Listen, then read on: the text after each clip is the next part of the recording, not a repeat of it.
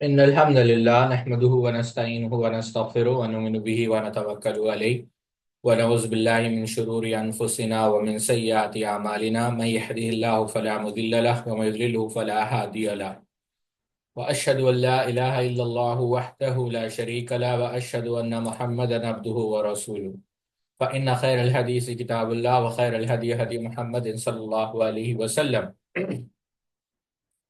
وشر الأمور محدثاتها وكل محدثة بدعة وكل بدعة ضلالة وكل ضلالة في النار. قال الله تبارك وتعالى في القرآن المجيد والفرقان الحميد بعد أن أقول أعوذ بالله السميع العليم من الشيطان الرجيم من حمزه ونفخه ونفسه. يا أيها الناس اتقوا ربكم الذي خلقكم من نفس واحدة وخلق منها زوجها وبث منهما رجالا كثيرا ونساء واتقوا الله الذي تساءلون به والأرحام إن الله كان عليكم رقيبا. يا أيها الذين آمنوا اتقوا الله حق تقاته ولا تموتن إلا وأنتم مسلمون. يا أيها الذين آمنوا اتقوا الله وقولوا قولا سديدا يصلح لكم أعمالكم ويغفر لكم ذنوبكم ومن يطع الله ورسوله فقد فاز فوزا عظيما. الحمد لله.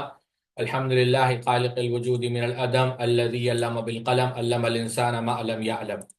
والصلاة والسلام على سيد الأشرف الأنبياء المرسلين نبينا محمد وعلى آله وأصحابه أجمعين. رب اشرح لي صدري ويسر لي أمري واحلل عقدة من لساني يفقهوا قولي. سبحانك لا علم لنا إلا ما علمتنا إنك أنت العليم الحكيم. أما بعد، سید الاولین والآخرین حضرت محمد مصطفیٰ احمد مجتبیٰ صلی اللہ علیہ وسلم نے آخری حج جو حجۃ الوداع کے نام سے بھی معروف ہے 10 ہجری میں کیا۔ اس سے قبل آخری رمضان المبارک ہی میں کچھ آثار نمایاں ہونے لگے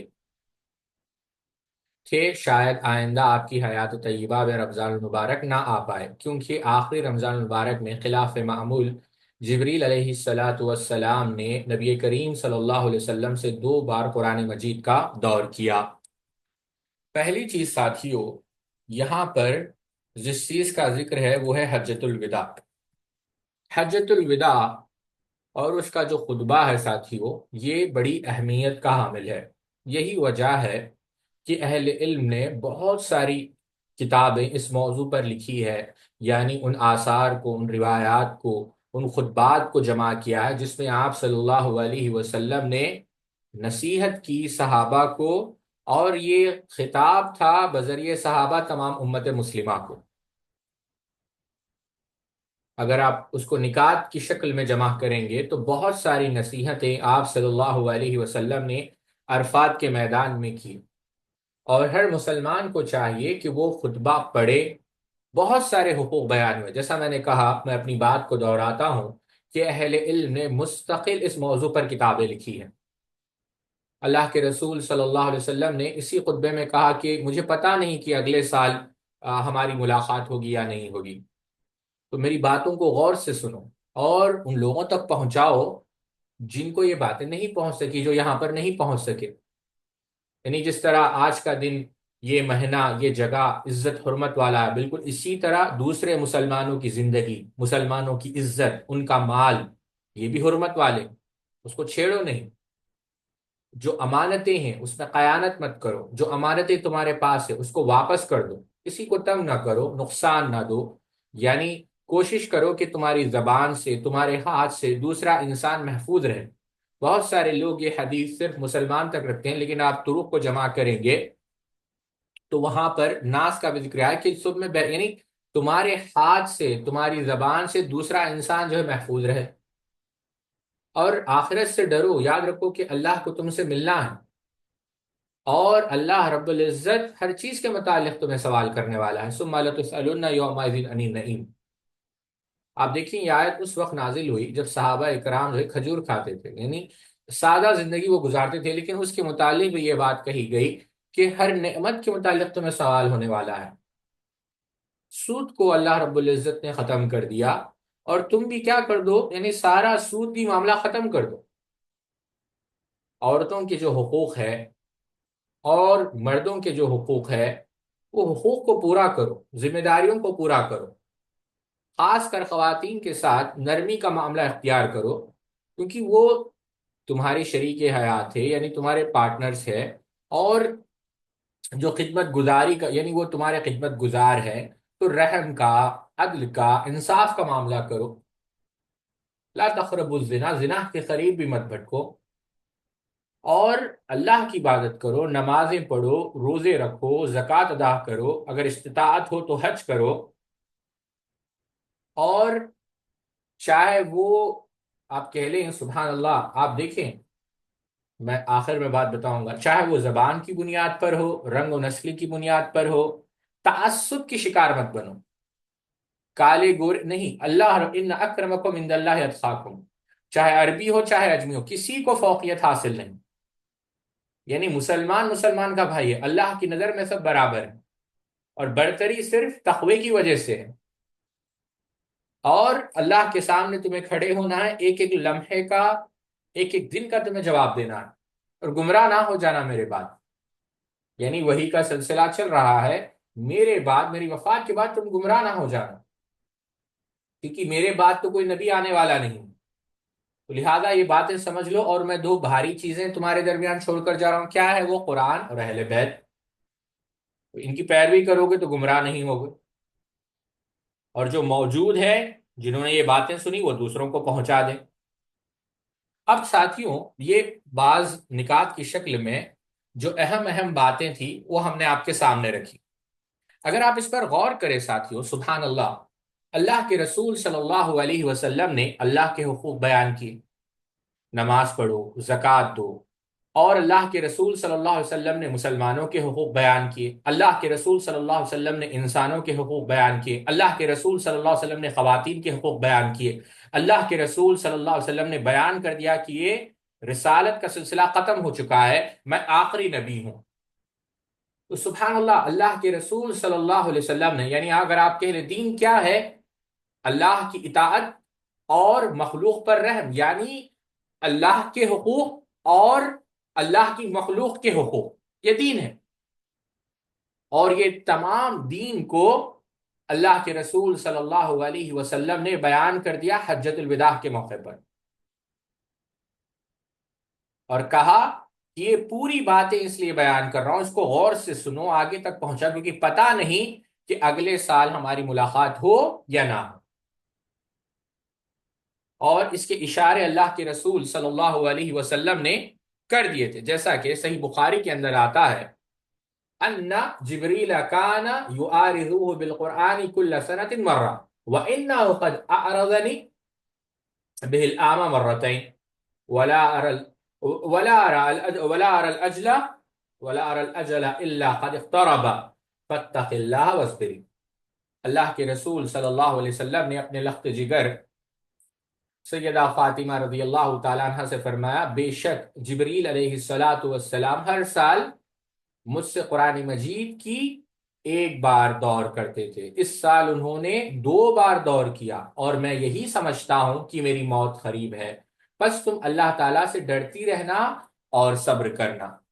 اور ایک اور روایت جس کو یہ بھی امام بخاری علیہ الرحمہ نے نقل کیا، اور راوی سیدنا ابو ہریرہ رضی اللہ تعالیٰ عنہ ہے، قال كان يعرض على النبي صلى الله عليه وسلم القرآن كل عام مرة فأعرض عليه مرتين في العام الذي قبث به وكان يعتكف كل عام 10 فاعتكف 20 في العام الذي قبث فيه، کہ جبریل علیہ الصلاۃ والسلام کے ساتھ ہر سال ایک مرتبہ جو ہے، یعنی رسول اللہ صلی اللہ علیہ وسلم ہر سال ایک بار قرآن مجید کا دور کیا جاتا تھا، مگر جس سال آپ صلی اللہ علیہ وسلم فوت ہوئے اس میں 2 بار دور کیا گیا۔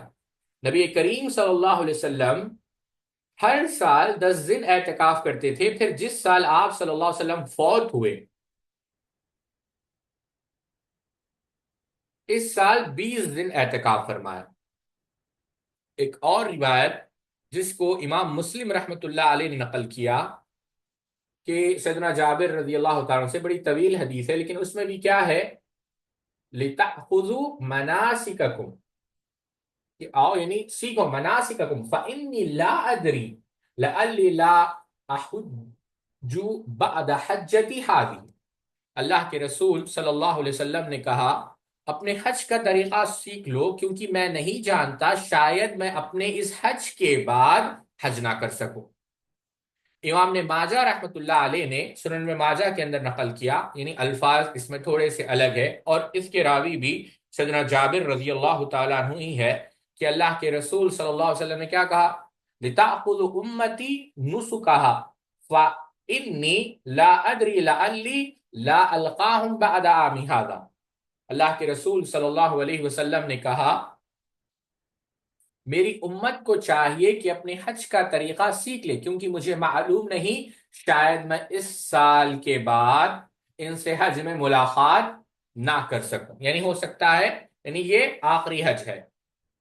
عبداللہ ابن عمر رضی اللہ تعالیٰ عنہ سے مروی ہے، اور یہ بھی امام بخاری علیہ الرحمہ نے اپنی صحیح کے اندر نقل کیا کہ اللہ کے رسول صلی اللہ علیہ وسلم نے، اور آپ جانتے ہیں بڑا معروف واقعہ ہے، عبداللہ ابن عمر رضی اللہ عنہ کہتے ہیں قال النبی صلی اللہ علیہ وسلم بمنع اتدرون ای یوم هذا قالوا اللہ ورسوله اعلم فقال فإن هذا يوم حرام افتدرون ای بلد هذا قالوا اللہ ورسوله اعلم قال بلد حرام افتدرون أي شهر هذا قالوا الله ورسوله أعلم قال شهر حرام قال فإن الله حرم عليكم دماءكم وأموالكم وأعراضكم كحرمة يومكم هذا في شهركم هذا في بلدكم هذا وقال هشام الغازي أخبرني نافع ابن عمر رضي الله عنهما وقف النبي صلى الله عليه وسلم يوم النهر بين الجمرات في الحجة التي حج بهذا وقال هذا يوم الحج الأكبر اتفق النبی صلی اللہ علیہ وسلم یقول اللہم اشہد وودع الناس، غور کریں اس پر، فقالوا هذه حجۃ الوداع۔ عبداللہ ابن عمر رضی اللہ عنہ بیان کرتے ہیں کہ نبی کریم صلی اللہ علیہ وسلم نے مینا میں فرمایا کہ تم کو معلوم ہے آج کون سا دن ہے؟ لوگوں نے کہا کہ اللہ اور اس کے رسول زیادہ جانتے ہیں۔ آپ صلی اللہ علیہ وسلم نے فرمائے حرمت کا دن ہے، اور یہ بھی تم کو معلوم ہے یہ کون سا شہر ہے؟ لوگوں نے کہا اللہ اور اس کے رسول زیادہ جانتے ہیں۔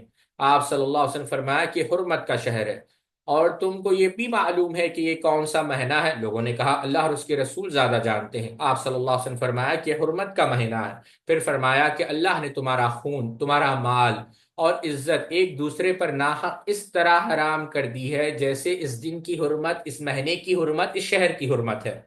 ہشام رحمہ اللہ نے کہا مجھے نافع نے بیان کیا عبداللہ ابن عمر رضی اللہ عنہ کے حوالے سے کہ اللہ کے رسول صلی اللہ علیہ وسلم نے حجۃ الوداع میں 10ویں تاریخ کو جمرات کے درمیان کھڑے ہوتے ہوئے فرمایا تھا دیکھو یہ یوم النحر حج اکبر کا دن ہے۔ پھر نبی کریم صلی اللہ علیہ وسلم یہ فرمانے لگے اے اللہ گواہ رہنا، آپ صلی اللہ علیہ وسلم نے اس موقع پر چونکہ لوگوں کو رخصت کیا تھا، یعنی آپ سمجھ گئے تھے کہ وفات کا زمانہ آ پہنچا، جب سے لوگوں نے کیا کیا، اس حج کو حجۃ الوداع کہنے لگے۔ اس کو امام بخاری علیہ الرحمہ نے اپنی صحیح کے اندر نقل کیا۔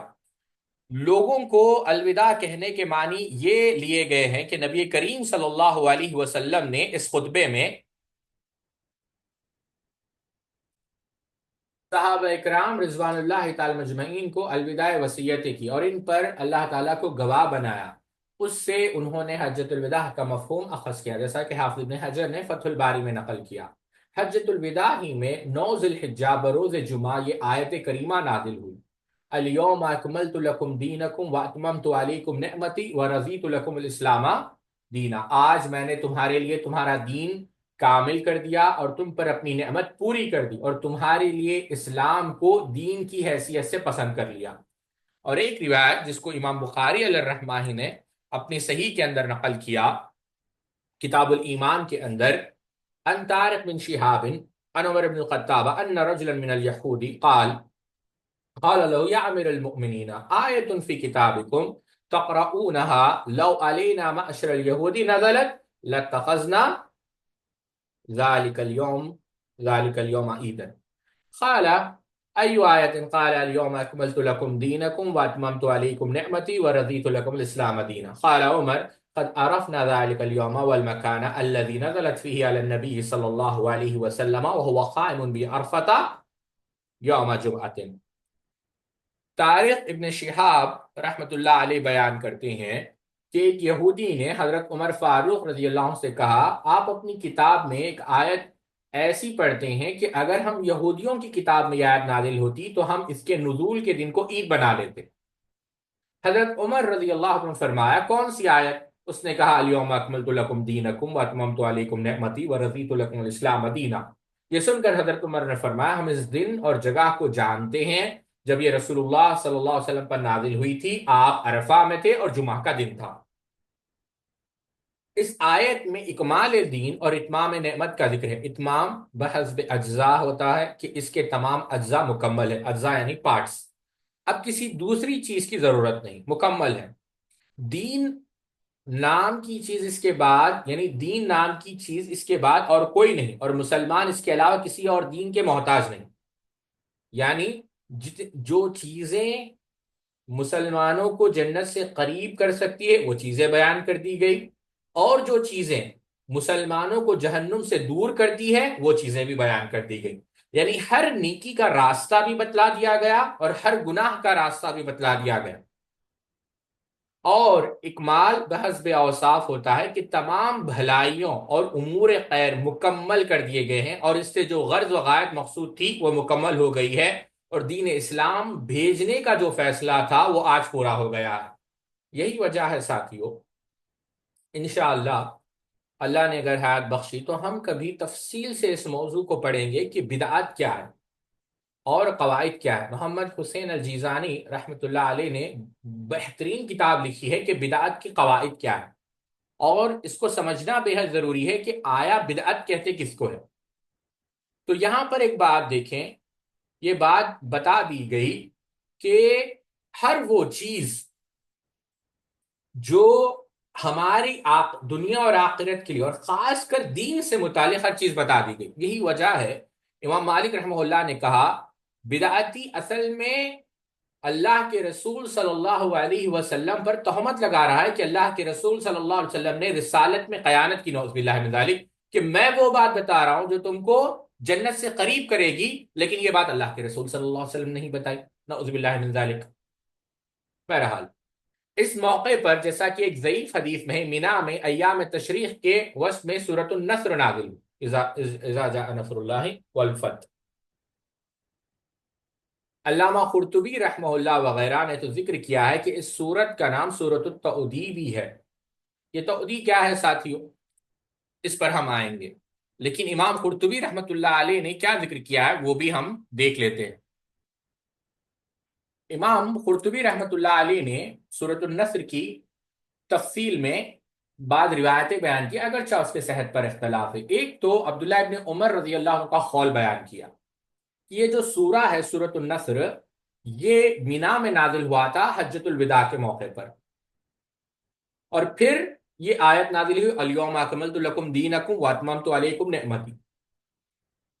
پھر عبداللہ ابن عمر رضی اللہ عنہ نے کہا کہ اس کے بعد اللہ کے رسول صلی اللہ علیہ وسلم 80 دن باحیات رہے، اور پھر آیت کلالہ نازل ہوئی، اور اس کے بعد آپ صلی اللہ علیہ وسلم 50 دن، اور پھر لقد جاءکم رسول من انفسکم عزیز علیہ ما عنتم، یہ جو سورہ توبہ کی آیت ہے یہ نازل ہوئی، اور اس کے بعد 35 دن، پھر سورہ بقرہ کی واتقوا یوما ترجعون فیہ الی اللہ، یہ آیت نازل ہوئی، اس کے بعد آپ سم 20 دن۔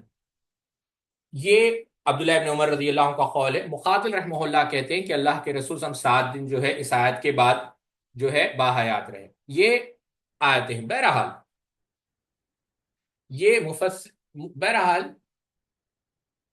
مفسرین کا اس میں اختلاف ہے، لیکن بہت سارے علماء نے یہی کہا کہ سورۃ النصر جو ہے یہ بعض روایتوں کے مطابق یہ آخری سورہ ہے جو نازل ہوا ہے۔ ہم تفصیل سے اس پر ایک اور روایت بھی ہے جو عبداللہ ابن عباس رضی اللہ عنہ سے مروی ہے، وہ شیخ نے بھی ذکر کی کہ امام مسلم رحمۃ اللہ علیہ نے کتاب التفسیر کے اندر اس کو نقل کیا، ان عبداللہ بن عتبہ قال لی ابن عباس تعلم وقال هارون تدری،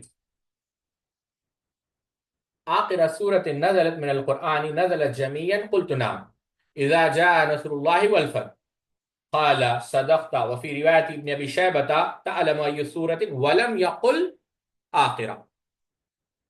عبید اللہ عبداللہ ابن اتبا، حضرت عبداللہ ابن عباس رضی اللہ عنہ سے ان سے فرمایا کیا تم جانتے ہو کہ قرآن مجید کی آخری مکمل صورت کون سی نازل ہوئی؟ تو میں نے عرض کیا سورہ نصر۔ تو انہوں نے فرمایا تم نے سچ کہا۔ اب سورۃ التوحید کیوں کہا جاتا ہے ساتھیوں؟ اس کی وجہ یہ ہے کسی کو رخصت کرنا اس صورت میں، کیونکہ اللہ کے رسول صلی اللہ علیہ وسلم کی وفات کے قریب ہونے کا اشارہ ہے، اس لیے اس کا نام سورۃ التوحید بھی ہے۔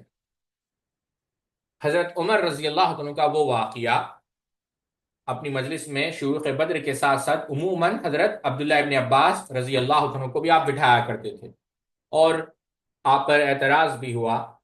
عن ابن عباس قال كان عمر بن الخطاب رضی اللہ عنہ يدني ابن عباس فقال له عبد الرحمن بن عوف ان لنا ابناء مثله فقال انه من حيث تعلم، فسأل عمر بن عباس عن هذه الآية إذا جاء نصر الله والفتح فقال أجل رسول الله صلى الله عليه وسلم أعلمه إياه قال ما أعلم منها إلا ما تعلم۔ سبحان اللہ، غور کریں۔ اور ساتھیوں انشاءاللہ اگر یہ بھی ذرا یاد دلائیں، عبداللہ ابن عباس یہ جو عبادلہ ہے، جیسا ہم نے فقہائے سبا پر ایک محاضرہ کیا، انشاءاللہ اللہ نے توفیق دی، یہ جو عبادلہ ہے عبداللہ ابن عمر، عبداللہ ابن مسعود، اور عبداللہ ابن عباس، عبداللہ ابن عمرو ابن عاص، عبداللہ ابن زبیر، انشاءاللہ کبھی ہم ان کے متعلق پڑھیں گے کہ کتنی جو ہے علمی شخصیتیں یہ تھی۔ حضرت عمر رضی اللہ تعالیٰ عنہ اپنی مجلس میں شیوخ بدر کے ساتھ ساتھ عموماً حضرت عبداللہ ابن عباس کو بلا لیتے تھے، جس پر شیوخ بدر ناگواری محسوس کرتے کہ ہماری اولاد کو تو نہیں بلایا جاتا، ابن عباس کو بلا لیتے ہیں۔ ایک روایت میں یہ اعتراض کرنے والے حضرت عبد الرحمن ابن عوف رضی اللہ تعالیٰ عنہ تھے۔ حضرت عمر رضی اللہ عنہ نے ایک روز شیوخ بدر کی موجودگی میں حضرت ابن عباس کو بلایا اور شیوخ بدر سے پوچھا کہ سورۃ النصر کے بارے میں تمہاری کیا رائے ہے؟ چنانچہ بعض حضرات تو خاموش رہے اور بعض نے فرمایا کہ اس میں ہمارے لیے فتح و نصرت کی صورت میں اللہ تعالیٰ کی حمد بیان کرنے اور استغفار کرنے کا حکم ہے۔ پھر حضرت عمر رضی اللہ عنہ نے حضرت عبداللہ ابن عباس سے فرمایا تمہاری بھی یہی رائے ہے؟ تو انہوں نے فرمایا نہیں، بلکہ اس میں رسول اللہ صلی اللہ علیہ وسلم کی وفات کا اشارہ ہے، اور آپ صلی اللہ علیہ وسلم کو بتلایا گیا کہ آپ کی اجل قریب ہے، اس لیے اپنے رب کی حمد کہیں اور بخشش طلب کرے۔ حضرت عمر نے فرمایا میں بھی یہی سمجھتا ہوں جو تم نے کہا ہے۔ چنانچہ اسی حکم کی تعمیل میں، جیسا کہ حضرت عائشہ رضی اللہ تعالیٰ سے مروی ہے کہ آپ صلی اللہ علیہ وسلم سجدے اور رکوع میں بکثرت سے یہ دعا پڑھنے لگے تھے، سبحانک اللہم ربنا وبحمدک اللہم اغفر لی۔ حضرت عائشہ صدیقہ رضی اللہ تعالی عنہ ہی سے ایک حدیث ہے جس میں روایت ہے کہ سورۃ النصر نازل ہونے کے بعد رسول اللہ صلی اللہ علیہ وسلم نے کوئی نماز نہیں پڑھی جس میں یہ نہ پڑھا ہو سبحانک اللہم ربنا وبحمدک اللہم اغفر لی۔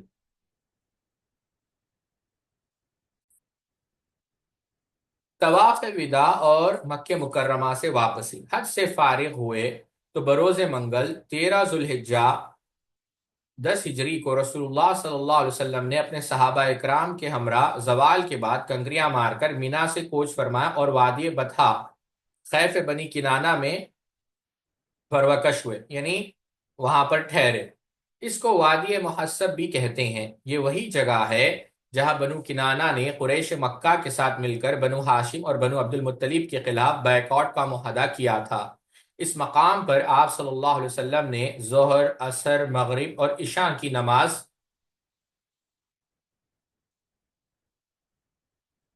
پڑھی، پھر کچھ وقت آرام فرمایا اور اس کے بعد اپنی اونٹنی پر سوار ہو کر طواف وداع کے لیے تشریف لے گئے۔ اور اس حدیث کو بھی امام بخاری رحمۃ اللہ علیہ نے اپنی صحیح کے اندر نقل کیا۔ یہاں پر ایک بات یاد رکھے ساتھیوں، جو وادیاں یہاں پر ذکر کیے گئے ہیں وہ وادی محصر نہیں ہے، کیونکہ دونوں وادی الگ الگ ہیں۔ ایک تو وادی ہے وادی محصب، یہ وہ وادی ہے جس کا ذکر ابھی آیا ہے، اور وادی محصر یہ الگ وادی، اس کو سمجھیں آپ لوگ، اور وادی بطحا ایک الگ وادی ہے۔ اب وادی محصب جو ہے، یہاں پر اللہ کے رسول صلی اللہ علیہ وسلم ٹھہرے، نمازیں ادا کی جب آپ یعنی مینا سے مکہ جا رہے تھے، اور اس کے درمیان یعنی اگر آپ دیکھیں معبدہ، ابتا اور یعنی خیف بنی کنانہ، یہ بھی ان ناموں سے بھی یہ جو ہے مشہور ہے۔ وادی محسب، یہ یاد رکھیں آپ۔ اچھا، ایک اور بات جو آپ کو یاد رکھنی ہے کہ وادی محسر یہ الگ ہے، یہ کہاں ہے؟ یہ مینا اور مزدلفہ کے درمیان۔ تو محسر الگ ہے اور محسب الگ ہے، یہ دو الگ وادی ہیں، ٹھیک ہے؟ اب آگے بڑھتے ہیں۔ صبح کی نماز حرم پاک میں صحابہ اکرام کے ہمراہ ادا کی، پھر بیت اللہ کا طواف کیا۔ طواف سے فارغ ہو کر آپ صلی اللہ علیہ وسلم مدینے کی جانب چل پڑے۔ حافظ ابن حزم رحمہ اللہ نے فرمایا کہ طواف کے بعد نبی کریم صلی اللہ علیہ وسلم وادی بطحہ تشریف لے گئے۔ اب وادی بطحہ یہ الگ وادی ہے، جو وادی الوتر کے نام سے بھی جو ہے جانا جاتا ہے، اور ابھی جو نجد کا علاقہ ہے وہ وہاں پر جو ہے پڑتا ہے۔ بہرحال، لیکن علامہ ابن کثیر رحمۃ اللہ علیہ نے یہ کہا کہ اگرچہ ابن حزم رحمہ اللہ نے یہ دعویٰ کیا، لیکن ان کے پاس اس کی کوئی دلیل نہیں، ٹھیک ہے؟ غدیر خم میں قیام، چنانچہ مکہ مکرمہ سے نکل کر 18 ذوالحجہ 10 ہجری بروز اتوار رسول اللہ صلی اللہ علیہ وسلم غدیر قم کے مقام پر پہنچے۔ یہ جگہ مکہ مکرمہ سے مدینہ طیبہ کے راستے پر واقع ہے، جو جوحفہ کے قریب ہے۔ کہاں ہے؟ جوحفہ کے قریب۔ یہ جوحفہ کیا ہے ساتھیوں؟ یہ اصل میں میقات ہے، اور جو نارتھ امریکہ سے آئے، یورپ سے آئے، ٹرکی سے آئے، شام سے آئے، مصر سے آئے، جزائر سے آئے، سودان سے آئے، اور بہت سارے افریقی ممالک، تو جو وہاں سے حج کرنے کے لیے آتے ہیں، یہ ان کے لیے کیا ہے؟ جوحفہ، جو رابغ علاقہ ہے نا۔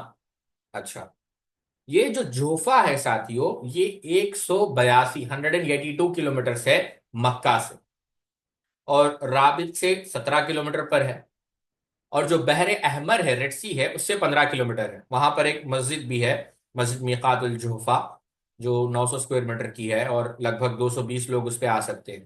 تو یہ چیزیں یاد رکھیں آپ ایک کے بعد ایک، کیونکہ اصل یہ پورا واقعہ سمجھنے میں آپ کو آسانی ہوگی۔ تو جوحفہ سمجھ گئے؟ جوحفہ تک؟ تو جوحفہ کے قریب، اور جوحفہ سے 8 کلومیٹر کے فاصلے پر ہے۔ کیا جوحفہ کے 8 کلومیٹر پر فاصلے ہے؟ غدیر قم، یعنی جو کنواں ہے۔ یہاں آپ صلی اللہ علیہ وسلم نے ایک خطبہ ارشاد فرمایا، اور اس میں اہل بیت بالخصوص حضرت علی رضی اللہ عنہ کے فضائل و مناقب بیان کیے۔ خطبے کا پس منظر، یعنی پس منظر سے مراد کیا ہے؟ کہ آیا جس طرح ہم نے دیکھا آیتوں کے سبب نزول ہے، تو احادیث کے بھی جو ورود ہے کہ یہ حدیث کب وارد، اس کا پس منظر کیا تھا؟ خطبے کا پس منظر، اس خطبے کا پس منظر یہ تھا کہ 10 ہجری میں رسول اللہ صلی اللہ علیہ وسلم نے حضرت علی رضی اللہ عنہ کی قیادت میں 300 گھوڑ سواروں کا ایک لشکر جنوبی یمن میں قبیلہ مزہج یا یہ بھی سمجھے مزہج، یہ قبیلہ ساتھیوں قحطانی قبیلہ ہے، اور جو کیا کہتے ہیں مرکز یعنی سینٹرل عربیہ ہے، وہاں پر یہ قبیلہ ہے۔ اور الحمدانی نے ان کی جو کتاب ہے صفات جزیرت العرب، جو عریبین پیننسلا ہے، اس کو جو ڈسکرائب انہوں نے کیا ہے، اس میں 30 دفعہ اس قبیلے کا ذکر کیا ہے، مزہج۔ اور یہ جو قبیلے کے لوگ تھے کافی سخت تھے، یعنی شہ سوار تھے، یعنی جنگ کا جو ہے علم رکھتے تھے، جنگجو تھے، ویریئرس تھے، اور خاص کر گھوڑ سوار بھی تھے، تیر اندازی میں بھی جو ہے ان کا ایک مقام تھا۔ تو کون تھے؟ اور اسی قبیلے کے ایک مشہور صحابی تھے عمرو ابن معدی رضی اللہ تعالی عنہ۔ آپ سمجھ رہے ہیں؟ اسی قبیلے کے۔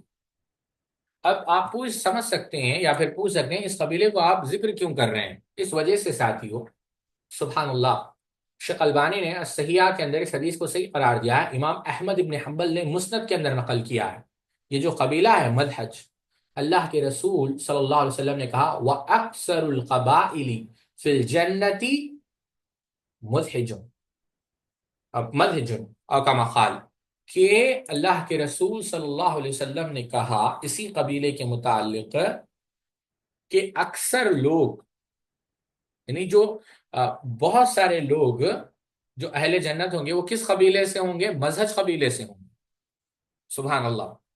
تو یہ بات تھی، اسی لیے میں نے اس کو ذکر کیا۔ تو سیدنا علی رضی اللہ عنہ کو اس قبیلے کی سرکوبی کے لیے روانہ کیا۔ ابتدائی طور پر قبیلہ نے مقابلہ کیا، مگر بالآخر اللہ تعالیٰ نے لشکر اسلام کو فتح و نصرت سے نوازا۔ قبیلے کے رؤسا جو بڑے تھے اسلام قبول کیا، اور اپنے صدقات و زکوٰۃ بھی حضرت علی رضی اللہ عنہ کی خدمت میں پیش کر دی۔ انہوں نے سارے مال کو 5 حصوں میں تقسیم کیا۔ خور اندازی سے رسول اللہ صلی اللہ علیہ وسلم کا خصوصی خمس علاوہ اہل اور باقی مال مجاہدین میں تقسیم کر دیا۔ اب یہ خمس کیا ہے ساتھی، اس کو بھی یاد رکھیں۔ خمس 5ویں حصے کو کہتے ہیں، اور شریعت کی اصطلاح میں حقوق مالیہ میں خمس کا بھی ایک حق ہے، جو مال غنیمت یعنی جو مال مجاہدین کو اللہ کے راستے میں جہاد کرتے ہوئے دشمنوں سے حاصل ہو، اس میں سے اولا نکالا جائے گا، اور پھر بقیہ 4 حصے مجاہدین میں تقسیم کیے جائیں گے۔ سورہ انفال میں اللہ تعالیٰ نے خمس کا جو ہے جو مصارف ہے اس کو ذکر کیا گیا ہے۔ اب ایک اور بات یہاں پر یاد رکھیں کہ خمس جو ہے قرآن کے اندر اس کا ذکر ہے، یعنی جو مال غنیمت ہے 1/5 آپ کہہ لیں، سورہ انفال میں بھی اس کا ذکر ہے۔ وَأَعْلَمُ أَنَّمَا غَنِمْتُم مِّن شَيْءٍ فَإِنَّ لِلَّهِ خُمُسَهُ، یعنی جو اللہ تعالیٰ نے سورہ انفال کے اندر، میں آیت آپ کے سامنے رکھتا ہوں کیونکہ یہ بھی شیعہ جو ہے اس کو لے کر بہت سارا پروپیگنڈا کرتے ہیں، اور جھوٹا پروپیگنڈا آپ کہہ لیں۔ تو وہ میں پہلے آیت نمبر جو ہے 41 ہے، اللہ رب العزت نے کہا وَأَعْلَمُ أَنَّمَا غَنِمْتُم مِّن شَيْءٍ فَأَنَّ لِلَّهِ خُمُسَهُ وَلِلرَّسُولِ وَلِذِي الْقُرْبَى وَالْيَتَامَى وَالْمَسَاكِينِ وَابْنِ السَّبِيلِ إِن كُنتُمْ آمَنتُم بِاللَّهِ وَمَا أَنزَلْنَا عَلَىٰ عَبْدِنَا يَوْمَ الْفُرْقَانِ يَوْمَ الْتَقَى الْجَمْعَانِ وَاللَّهُ عَلَىٰ كُلِّ شَيْءٍ قَدِيرٌ۔ ٹھیک ہے، تو سورہ انفال کے اندر یہ ہے۔ اور اللہ کے رسول صلی اللہ علیہ وسلم کے زمانے میں جو خمس تھا 1/5واں حصہ، وہ آپ صلی اللہ علیہ وسلم کے لیے ہوتا۔ آپ صلی اللہ علیہ وسلم جو آپ کے گھر والے ہیں، جو یتیم ہے، جو فقراء ہے، جو ان میں آپ سب اس کو تقسیم کرتے۔ اچھا، کیوں ساتھیوں؟ کیونکہ جو زکوٰۃ اور صدقات تھی یہ آپ صلی اللہ علیہ وسلم اور ان کے اہل خانہ کے اوپر کیا تھی؟ یہ حرام۔ تو خمس جو ہے یہ آپ صلی اللہ علیہ وسلم کا حق تھا۔ یہ امام نے کثیر رحمہ اللہ نے بھی اپنی تفسیر کے اندر نقل کیا۔ اب جو غنیمہ ہے ساتھی، یہ کیا ہے؟ امام الازہری نے التہذیب اللغہ کے اندر بیان کیا کہ یہ وہ ہے جو مسلمانوں نے مشرکین سے لیا اور اپنے گھوڑوں پر رکھا۔ جو ابن الاثیر نے النہایہ میں نقل کیا کہ جو مال جو جنگ میں جو شامل تھے ان سے لیا گیا یہ وہ ہے۔ اچھا، غنیم تم مغانم، اس کا ذکر قرآن مجید میں ہے، سورہ انفال میں ہے، سورہ نساء میں ہے، حجرات میں ہے، نفت میں ہے۔ تو یہ قرآن میں اس کا ذکر ہے۔ شیعوں کے پاس اس کا تصور کیا ہے وہ ایک الگ مسئلہ ہے، ہم اس میں نہیں جاتے، جب ہم موضوع آئے گا تفصیل اس کا ذکر کریں گے۔ اہل سنت کے پاس جو خمس ہے غنیمہ، اور ایک ہے رکاز۔ رکاز کیا ہے؟ ایک تو مال غنیمت سے نکالا جائے، رکاز کیا ہے؟ اللہ کے رسول صلی اللہ علیہ وسلم کے زمانے میں رکاز اسے کہتے تھے جو مشرکین کا جو خزانہ دفنایا ہوا ہوتا، جیسا بخاری دفنایا ہوا ہوتا، اس میں سے بھی جو ہے خمس کو نکالا جاتا۔ اور اللہ کے رسول صلی اللہ علیہ وسلم کے انتقال کے بعد خمس جو ہے خلیفہ کو جو ہے دیا جاتا، وہ خلیفہ پھر اس کو تقسیم کرتے۔ سمجھ گئے آپ یہ بات؟ یہ بات ہے ساتھیوں خمس کے متعلق۔ اور بھی بہت ساری تفصیلات ہیں جو ہم انشاءاللہ نقل کریں گے کہ خمس کا کس طریقے سے یہ لوگ روافض نے فائدہ اٹھایا ہے، وہ ایک الگ موضوع ہے، لیکن خمس یہ ہے۔ اچھا، تو قراندازی سے رسول اللہ صلی اللہ علیہ وسلم جو خمس ہے وہ نکالا جاتا اور باقی مال مجاہدین میں تقسیم کر دیا۔ ادھر اللہ کے رسول صلی اللہ علیہ وسلم حج کے لیے مکہ مکرمہ آ رہے تھے۔ حضرت علی رضی اللہ عنہ جب مقام پر یہ دکھ نہیں رہا پہنچے تو انہوں نے لشکر اور مال غنیمت کی ذمہ داری حضرت ابو رافع رضی اللہ عنہ کے سپرد کی، اور خود پیش قدمی کر کے مکہ مکرمہ کی طرف روانہ ہو گئے تاکہ جلدی سے آپ صلی اللہ علیہ وسلم سے ملے۔ حضرت علی رضی اللہ عنہ صدقے کے اونٹوں پر سواری کرنے سے روکتے تھے۔ مال غنیمت میں یمنی کپڑوں کے ڈھیر تھے۔ مجاہدین نے نئے امیر حضرت ابو رافع سے گزارش کی کہ انہیں دو دو چادریں عطا کر دیں۔ انہوں نے ساتھیوں کی فرمائش پوری کر دی۔ جب یہ لشکر مقام سدرا یا سدرا سے مکہ مکرمہ میں داخل ہونے لگے تو حضرت علی بھی ان سے آ ملے تاکہ لشکر کے پڑاؤ کا بندوبست کر سکے۔ جب انہوں نے سب لوگوں کو دو دو نئی چادروں میں ملبوس دیکھا تو پہچان گئے یہ تو خمس کی چادریں۔ وہ حضرت ابو رافع سے ناراض ہوئے کہ میں نے تو ان کے مطالبے پر چادریں نہیں دی تھی مگر آپ نے دے دی۔ چنانچہ مجاہدین سے وہ چادریں واپس لے لی گئی۔ مجاہدین نے اس شکوے آپ صلی اللہ علیہ وسلم سے کیا۔ ادھر حضرت بریدہ اسلمی رضی اللہ عنہ بھی مال غنیمت کے ایک معاملے میں حضرت علی رضی اللہ عنہ سے ناراض ہو گئے، حتیٰ کہ وہ خود فرماتے ہیں کہ سیدنا علی رضی اللہ عنہ سے بغض رکھنے لگا تھا۔ مسند امام احمد میں ہے کہ حضرت بریدہ رضی اللہ عنہ فرمایا کہ میں علی رضی اللہ تعالیٰ عنہ سے اس قدر بغض رکھتا تھا کہ اس قدر بغض میں کسی سے نہیں رکھتا تھا، اور میں قریش کے نوجوانوں سے محبت کرتا تھا، اور میں ان سے محبت علی رضی اللہ عنہ سے بغض کی وجہ سے کرتا تھا۔ ان حضرت صلی اللہ علیہ وسلم حضرت صلی اللہ علیہ وسلم کو اس کا علم ہوا تو دریافت فرمایا کیا تو علی سے بغض رکھتا ہے؟ میں نے کہا جی ہاں۔ آپ صلی اللہ علیہ وسلم فرمایا اس سے بغض نہ رکھو، اور اگر تم ان سے محبت کرتی ہو تو اس سے بہت زیادہ محبت کرو۔